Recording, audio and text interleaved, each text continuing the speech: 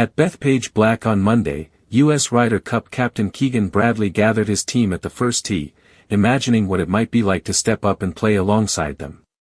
Ranked 13th in the world, Bradley has more than enough credentials to compete, with half of the players in this week's field trailing him in the official World Golf Ranking and a Travelers' Championship victory in June. Yet this week, his role is clear: he is the captain, not a competitor. "I've thought about it every second," Bradley said at a news conference with European captain Luke Donald. "But I've also thought about how impossible it would be. I was picked to do this job as captain, and there are things I've done in preparation that I couldn't have done if I were playing."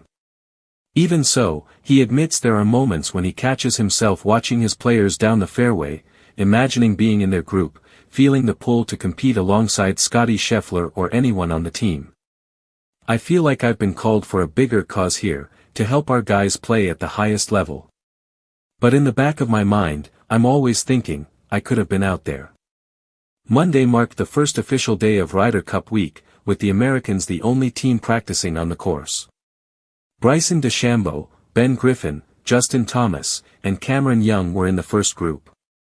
Scheffler played with Russell Henley, Harris English, and J.J. Spaun, while Sam Burns, Patrick Cantlay, Xander Schauffele, and Collin Morikawa made up the final group.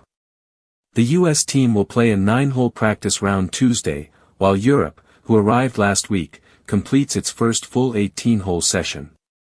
Bradley's history with the Ryder Cup runs deep. After a tough debut in 2012, when the U.S. fell to Europe, he famously vowed not to open his travel bag until he was on a winning team. He returned in 2014, another defeat, finishing 4-3 overall without a victory. Luke Donald, meanwhile, has competed in 5 Ryder Cups and brings experience and confidence, returning 11 of the 12 players who won in Rome. The U.S. is chasing its first road win since 2012. Donald calls Bethpage Black an incredible venue, a public state park that adds a special dimension to the event. Both captains expressed excitement for the week ahead, and amid friendly banter, one new development drew attention: players will be compensated for the first time in Ryder Cup history, receiving $500,000 each, with part earmarked for charity. Bradley plans to donate his full stipend, highlighting the mix of tradition, competition, and generosity defining this Ryder Cup.